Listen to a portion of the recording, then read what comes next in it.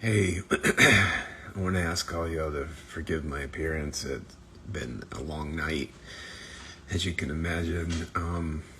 Getting messages from all over Afghanistan as to what is happening there. I'm really petitioning all of you to really pray for the believers there. There's so much that is going on, and so much that is happening. We've lost all contact as of about 1 o'clock this morning due to the fact that if the Taliban finds any Western numbers or contacts in their phones, they will kill them on sight. It is what the Taliban has done before. It is what their modus operandi is whenever they find any believers. All believers in the country will be killed by the Taliban. They are not looking for converts at this point. They're looking for extermination of Christians. And despite what I just watched, one of the Taliban leaders in Doha just give a talk on the BBC, and I'm telling you, these people are full of lies. They have no plan for good for the country of Afghanistan. They only have harm and destruction in their path. And they will implement, they say that they are only implementing basic head coverings for women. It is a lie. They will total covering of all of the women's body and for it not to be seen, and eliminate women education throughout the country. This is an evil, demonic regime, and they are planning on exterminating the second fastest growing church in the planet.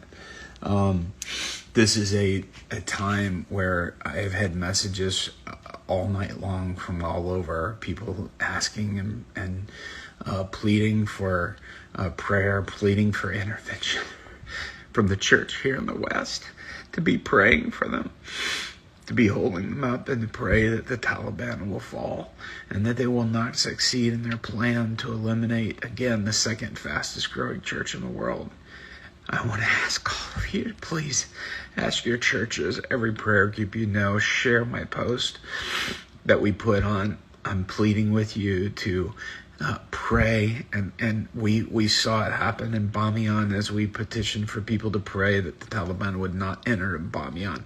They did not enter Bamiyan by the grace of God, and so we need to see them not enter Kabul and to see it stopped and blocked. We also need to pray and uphold our brothers and sisters there who are going through such trauma and in fear of, they've already been persecuted so much. You have no idea how much they've already been through. People that every time when I was just there in January, working through so much pain of persecution from family. And so I want to ask you all to please be praying and get everyone that you can to pray for Afghanistan and for the church in Afghanistan. Again, we currently have lost communication with the believers there, but they will resume. I assure you, somehow, some way, we will find a way. And pray for all of those who have one key leader from Kandahar, which Kandahar had already fallen to the Taliban, and Herat had all reached out to me and were petitioning for help. And again, at 1 o'clock in the morning, just all communication just completely collapsed. And I'm not sure what is going on or what's happening. I sent a message to so many of them, pleading with them to delete my number and any Western numbers that they had, and to write it down someplace where they can find. But I would ask all of you to pray and get everyone that you can praying as soon as possible, that the Taliban will not penetrate Kabul, and that there would be a complete surrender. And that God will intervene in this. Our government has thrown Afghanistan to the wolves. President Biden has thrown them to the wolves. And he pulled out everything you could see in my post on Instagram and Facebook, that he pulled out all of the support and therefore released and pulled out their backbone. And so with what had been set up before, which was working, the former administration had a working plan, and it was in place, and it was actually working. And so I I'm heartbroken at the way that our government and the UK government have treated the Afghan government and the leaders there, and totally abandoning them, handing over and even withdrawing from them military support, and even withdrawing from the military weaponry that would have been able to help them keep things at bay. But the U.S. Government, President Biden this past week said that there's 350 military and police troops that are in Afghanistan that can overthrow the Taliban, which is only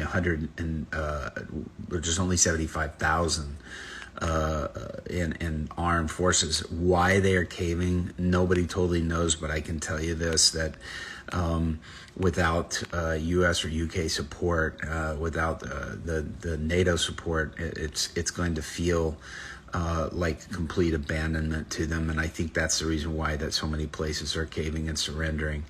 And so it's doubt. The only thing that President Biden has done is send in 1,000 troops just to evacuate our people and to leave the Afghans alone.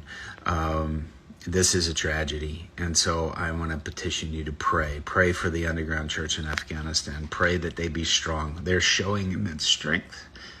I can't tell you how blessed I am to see the strength in their heart.